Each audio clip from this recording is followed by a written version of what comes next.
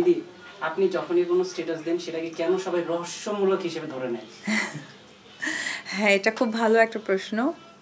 এটা আমারও কিন্তু প্রশ্ন যে কোনো স্ট্যাটাস বা কোনো কিছু দেওয়াকে না এটা আসলে রহস্য হিসেবে কাউন্ট করে। এটা আসলে আমার নিজেরও জানা নাই। তবে আমি এতটুকু জানি ২০১৬ সাল পর্যন্ত না আসলে কালচার, কৃষ্টি কালচার বলে যে অধ্যায়টা থাকে এটা প্রত্যেকটা মানুষের ভিতরে বিদ্যমান ছিল। এই ২০১৬ পর থেকে না আসলে এই কৃষ্টি কালচারটা না একটু কন্ট্রোভার্সিয়াল তৈরি হয়ে গেছে, যেটা আমাদের বিনোদন জগতের জন্য অনেক ভয়াবহ একটা ব্যাপার। এই ২০১৬ সাল পর্যন্ত আপনি দেখবেন যে আমাদের একটা খুব হেলদি কম্পিটিশন হতো নায়ক নায়িকাদের মাঝে বা আমাদের কো আর্টিস্ট কো অ্যাক্ট্রেসদের মাঝে, এবং কাজের মধ্য দিয়ে না একটা সুন্দর প্রতিযোগিতা সামনে এগিয়ে যেত, যেটাকে হেলদি কম্পিটিশন বলে, সেটাই আমরা করতাম। কিন্তু ২০১৬ সালের পর থেকে না প্রেক্ষাপটটা ডে বাই ডে চেঞ্জ হচ্ছে। মানে ব্যক্তি আক্রোশ, ব্যক্তিভাবে প্রেজেন্টেশন করা, ভালো কিছুকে কালো করা, সেই কালোটাকে বাড়িয়ে নিয়ে যাওয়া, এটা আসলে খুবই দুঃখজনক। আমি এটুকুই বলবো যে আমরা যেহেতু কালচারের মানুষ এবং আমাদের থেকে মানুষ অনেক কিছু জানেন, দেখেন, আর একটি কালচার কিন্তু একটি দেশের ভাবমূর্তিকে প্রকাশ করে।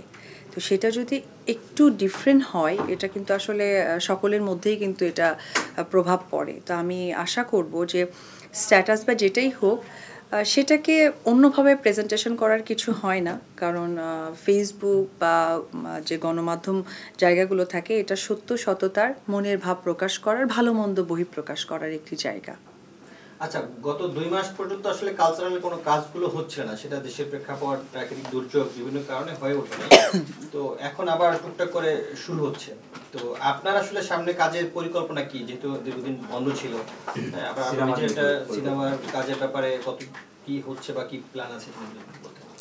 আমি কুরবানিদের মধ্যে বেশ কিছু জায়গায় আমি এরকমভাবে বলেছি যে আমি হচ্ছে নতুন কিছু সিনেমা বা নতুন একটি কাজ আপনাদের কাছে প্রেজেন্ট করব। তো সেটা নিয়েও না মানুষ খুব ট্রোল করছে, কোথায় গেল, কোথায় কি করছে। বললাম না যে সর্বোপরি আসলে ২০১৬ সাল থেকে ইন্ডাস্ট্রিটা কেমন জানি একটা বিশৃঙ্খলা মনোভাবে প্রকাশ পাচ্ছে। তো আপনারা সকলেই জানেন যে আমাদের দেশ নতুন করে একটা নতুন দেশে পরিণত হয়েছে, নতুন কার্যকলাপগুলো শুরু হয়েছে, তারপরে সৃষ্টি হচ্ছে। আসলে আমার সাথে যে কয়েকটা সিনেমার চুক্তিবদ্ধ হয়েছিল সেগুলো মানে সেপ্টেম্বর অক্টোবর থেকে শুটিং করার পরিকল্পনা ছিল। তো শুটিং তো আসলে আমি করব, কিন্তু সেখানে তো প্রযোজকদের ইনভলভমেন্টটা সবচেয়ে ইম্পর্ট্যান্ট। তো তারা হঠাৎ করে চেয়েছেন যে এখন কোনোভাবেই আমরা শুটিংয়ে যাব না। তো যখন একজন প্রযোজক চাচ্ছেন যে যাবেন না, তখন তো সেক্ষেত্রে আমার জোর করার কিছু থাকে না। তো আমিও অবশ্যই প্রত্যেকটা প্রযোজককে আমি অনেক সাপোর্ট করি এবং তাদের যে কোনো বক্তব্য বা মন্তব্য বা চিন্তাধারাকে আমি সাধুবাদ জানাই। তো আমি বলি যে ঠিক আছে, আমরা তাহলে আরও কিছুদিন পর হয়তো বা সেটাকে নিয়ে সামনে এগিয়ে যেতে পারি। তো তার জন্য আসলে সিনেমার পরিকল্পনাটা অনেকটা পিছিয়েছে বলতে পারেন। তবে ইনশাআল্লাহ হবে, এটুকু নিশ্চিত। আর এখন হচ্ছে আমি শ্যুট করছি, যে ব্র্যান্ডিং শ্যুটগুলো আমার খুব বেশি ছিল সেগুলো আবার স্টার্ট করেছি। সকলেই দোয়া করবেন যে এটা শুধু আমার না, আমার সাথে কিন্তু আরও অনেক লোক জড়িত থাকে একটা প্রোটেকশনে। সকলের জন্যই এটা অনেক বড় একটা দোয়া আশীর্বাদ। যদি সবসময় দেখা যায় যে আমাদের গৌতম দাদার সাথে আপনার কাজ করতে, এটা কেন? সবসময় দেখা যায় গৌতম দাদা, এরকম কিছু নেই। আসলে গৌতম দাদাকে বলা হয় যে আমাকে নেওয়া হবে, তখন ওনার মাধ্যমেই আমার কাছে কাজটা আসে, সুতরাং উনি আগে যেন থাকাটা ইম্পর্ট্যান্ট। আচ্ছা, আপনি একটু আগে বলছিলেন যে ট্রোল করা নিয়ে, ট্রোলটাকে আসলে ফেসবুক বা সোশ্যাল মিডিয়াতে যে ট্রোল হয় বিভিন্ন সময়, এটাকে আসলে আপনি ব্যক্তিগতভাবে কিভাবে নিচ্ছেন?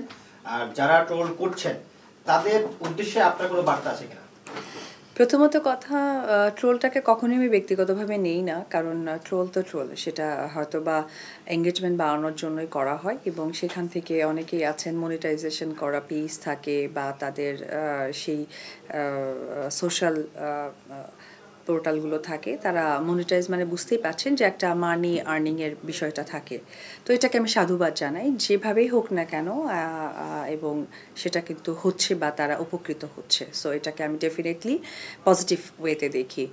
আর সেকেন্ড হচ্ছে যে ট্রোলটাকে যখন মানে বিকৃত করে ফেলে, তখন এটা আসলে দুঃখজনক। কারণ বেলা শেষে অপর প্রান্তের মানুষ যাদেরকে করছে তারা কিন্তু আমাকে ব্যক্তি অপবিশ্বাসকে চেনে না, জানেন না, বা কেন করছে তাদের সাথে তো আমার কোনো ব্যক্তি রেষারেষিও নাই, বা আমরা তো তার কোনো ক্ষতি করতে চাইনি।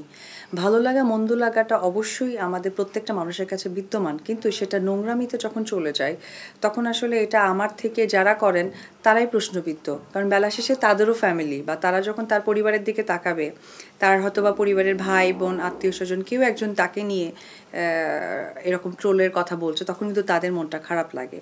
তো সেইভাবে পক্ষান্তরে আমাকে নিয়ে চিন্তা করুক যে অপবিশ্বাসকে নিয়ে আমরা যে ট্রোল করি, আসলে উনিও তো বেলা শেষে একজন মেয়ে মানুষ, একজন মা, বা তার সাথে আসলেই মানে জাস্টিস বা ইনজাস্টিস হয়েছে কি না, এটা আমার তাদের কাছে প্রশ্ন। তবে ট্রোল নিয়ে আমি কখনোই বিব্রত হই না, বা এটা নিয়ে আমার মাথা ব্যথাও নেই, আর অতটা আমি দেখে উঠতে পারি না। আমার যারা অ্যাডমিন বা কাছের মানুষ থাকে তাদের মুখে টুকটাক আসলে কথা শোনা হয় যে এটা হচ্ছে বা এটা পরিচালনা হচ্ছে, এটুকুই।